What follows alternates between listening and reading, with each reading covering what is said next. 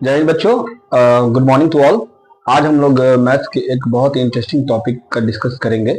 बच्चों, अगर फर्ज करो कि मुझे इस रूम को पेंट करवाना है और मैं किसी पेंटर को बुलाता हूं और पेंटर को बोलूं कि इस रूम को पेंट करने में क्या कॉस्ट पड़ेगा और मुझे कितने पेंट की जरूरत होगी, तो उसके लिए सबसे पहले मुझे क्या करना होगा। पेंटर क्या बोलेगा? बिल्कुल सही बात है, वो बोलेगा कि इस रूम में मुझे इतने पेंट की जरूरत पड़ेगी, यानी एक लीटर 2 लीटर। तो बच्चों, अगर हमें मैथ्स के कुछ कॉन्सेप्ट नहीं पता होंगे तो वो पेंटर हमें चूना भी लगा सकता है। इसके लिए आपको इस कॉन्सेप्ट के बारे में पता होना बहुत जरूरी है। तो बच्चों, अगर हम इस रूम को पेंट करना है तो उसके लिए हम इसका क्या करते हैं, या तो वॉल्यूम निकालते हैं, नहीं तो सरफेस एरिया निकालते हैं। तो कैसे हम निकालेंगे? उसके लिए सपोज करो ये मेरे पास एक बुक है। ये बुक किस शेप में है बच्चों? बिल्कुल सही, क्यूबॉइड शेप में है। अब हम इस बुक को देख रहे हैं, इस बुक में अगर ऊपर की सरफेस की बात कर रहे हैं तो ऊपर का जो सरफेस है वैसे ही सरफेस नीचे भी है। ठीक है बच्चों। और सेम अगर आगे की बात कर रहे हैं, आगे वाले फेस को आप लोग देखो, जैसा फेस आगे है वैसे ही फेस पीछे है और सेम है एज इट इज। अगर फ्रंट है, इधर लेफ्ट साइड में जो फेस है, राइट साइड में भी वही फेस है। तो इसका मतलब ये हुआ कि इस बुक जो कि एक क्यूबॉइड शेप में है, इसमें कितने फेसेस होते हैं? 6 फेसेस। बिल्कुल सही। तो 6 फेसेस में अगर हम ऊपर के एरिया की बात कर रहे हैं तो जो एरिया ऊपर का होगा वही एरिया नीचे का होगा, और जो एरिया फ्रंट का होगा वही एरिया बैक का होगा, जो एरिया लेफ्ट का होगा वही एरिया राइट का होगा। तो इस तरीके से हम अगर सारे एरिया को ऐड कर दे तो हमें पूरे बुक का क्या निकल जाएगा? सरफेस एरिया निकल जाएगा। तो बच्चों, उसके लिए हम लोग एक डायग्राम के माध्यम से इसको समझने की कोशिश करते हैं। तो बच्चों ये देखो, ये क्या है? ये एक रेक्टेंगल है जिसमें हम लोग बहुत सारे रेक्टेंगल को ऐड करके क्या बनाते हैं? एक क्यूबॉइड शेप बनाते हैं। बच्चों, ये हमारा क्यूबॉइड शेप है ना? ठीक है बच्चों, यही हमारा बुक का एक शेप है जिसमें कि ये जो बच्चों हाइट होता है, ये क्या होता है? हाइट। और ये तुम्हारा क्या होता है? ये लेंथ होता है। और यही तुम्हारी क्या होगी? ब्रेड्थ होगी, जिसको हम लोग चौड़ाई बोलते हैं। तो बच्चों, अब खुद देख लो कि जो लेंथ ये सामने है, ऊपर की तरफ है, वही लेंथ नीचे की तरफ है ना? और ये जो लेंथ है उसके नीचे जस्ट एक लेंथ होगा। और ये जो ब्रेड्थ है इसी के जैसा यहाँ ब्रेड्थ है। तो जिस तरीके का ऊपर होता है उसी तरीके का नीचे होता है। सपोज कर लो कि ये रूम है, रूम की अगर हम लेंथ की बात करते हैं और चौड़ाई की बात करते हैं तो लंबाई और चौड़ाई, जो एरिया नीचे होगा लंबाई चौड़ाई, वही एरिया सेम टू सेम है, वही क्या होगा? ऊपर होगा। तो ऊपर में L इंटू नीचे अगर L इंटू बी है तो ऊपर भी L इंटू बी होगा। उसी तरीके से अगर हम राइट की बात करते हैं तो राइट में हमें कौन कौन सा लेंथ मिलता है? एक तो तुम्हारा हाइट मिलता है और दूसरा तुम्हारा L मिलता है, लेंथ।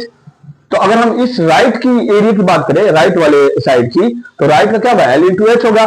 तो अगर हम इसकी बात करें ऊपर वाले एरिया का तो L भी हो गया।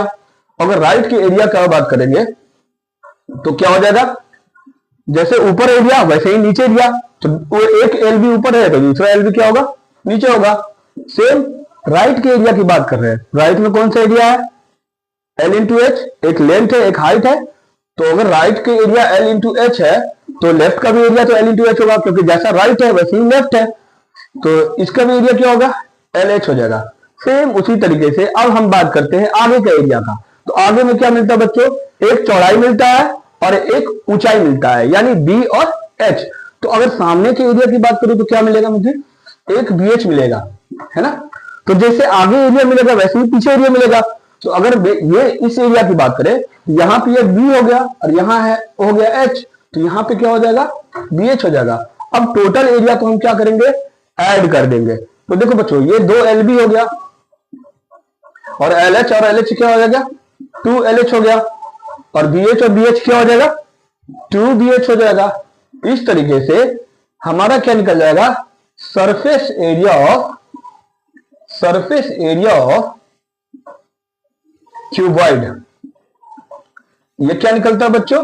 ये निकलता है 2 bracket L B plus B H plus L H. इस तरीके से हम लोग क्या फाइंड कर लेते हैं? सरफेस एरिया ऑफ क्यूबॉइड कर लेते हैं। अब इस पर हम एक क्वेश्चन कर लेते हैं। सपोज कर लो हमारे पास दिया हुआ है कि एक रूम है जिसकी लेंथ दी हुई है 5 मीटर और इसकी हाइट दी हुई है 2 मीटर और इसकी चौड़ाई यानी विड्थ दी हुई है, ये दिया हुआ है 4 मीटर। तो बच्चों अगर मैं पूछूं कि इस पूरे रूम का सरफेस एरिया क्या होगा तो क्या हो जाएगा बच्चों? सरफेस एरिया ऑफ क्यूबॉइड क्या होता है बच्चों? 2 bracket LB plus BH plus का LH, ये होता है ना बच्चों। अब हम क्या करेंगे, जो लेंथ दिया हुआ है, ब्रेड्थ दिया हुआ है, हाइट दिया हुआ है, उसी मेजरमेंट को यहाँ पे पुट कर देंगे।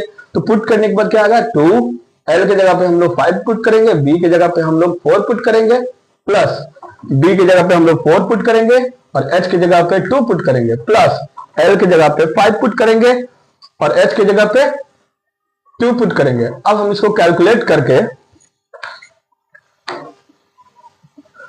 पूरी सरफेस एरिया फाइंड कर लेंगे। तो बच्चों यहां क्या हो जाएगा, 2 5 4 20 4 2 8 5 2 10। अगर हम सबको ऐड कर ले तो ये क्या हो जाएगा, 2 into 38 equal to 76 metre square.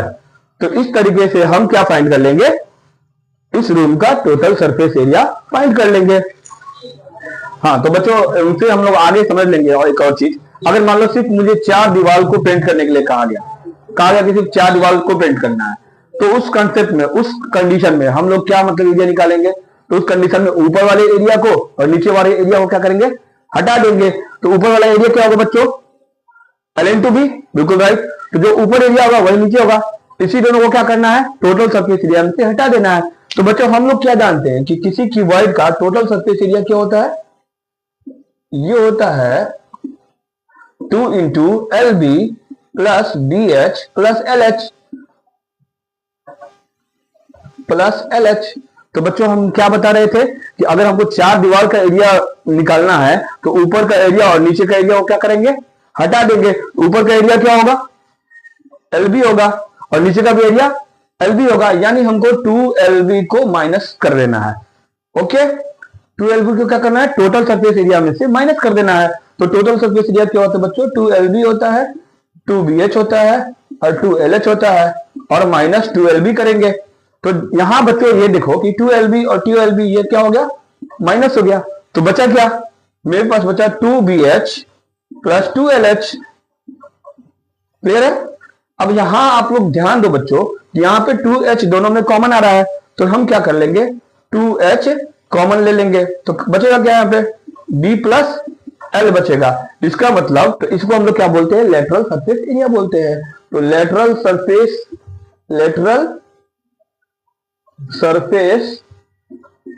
Area of cuboid, ये क्या होता है बच्चों, ये होता है 2 ब्रैकेट में L प्लस B और इनटू का H। तो अगर हमको किसी रूम का लेंथ, ब्रेड्थ और हाइट दिया है और कहा जाए कि 4 वॉल का एरिया निकालिए, इसको एरिया ऑफ 4 वॉल भी बोलते हैं और lateral surface area of cuboid भी बोलते हैं। तो अगर आपसे कहा जाए एरिया ऑफ 4 वॉल निकालिए या lateral surface area of cuboid निकालिए, तो हम यही फॉर्मूला यूज करेंगे, 2 ब्रैकेट में L plus B, where L equal to length and B equal to breadth and H equal to height। तो इस तरीके से हम क्या निकाल लेंगे, lateral surface area of cuboid या एरिया ऑफ 4 वॉल। क्लियर है बच्चों? ओके, अब मैं आपको एक क्वेश्चन होमवर्क के लिए देता हूं, ये आप करके दिखाइए।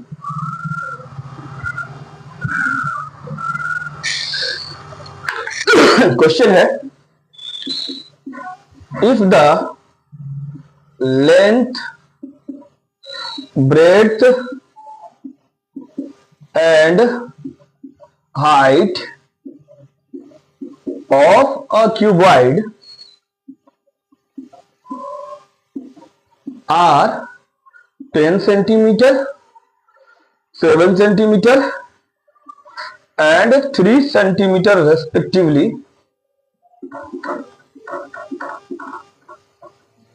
Then find the surface area of cuboid. क्या मतलब वो इसको हिंदी में कैसे करेंगे? यदि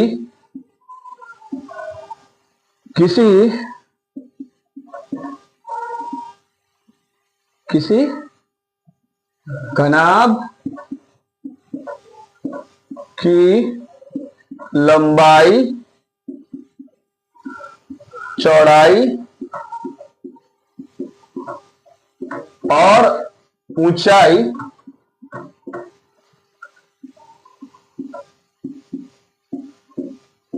क्रमशः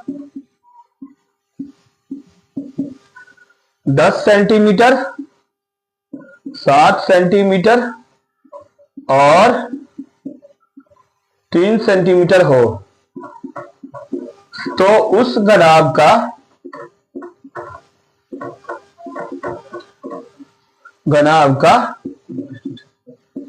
कुल पृष्ठीय क्षेत्रफल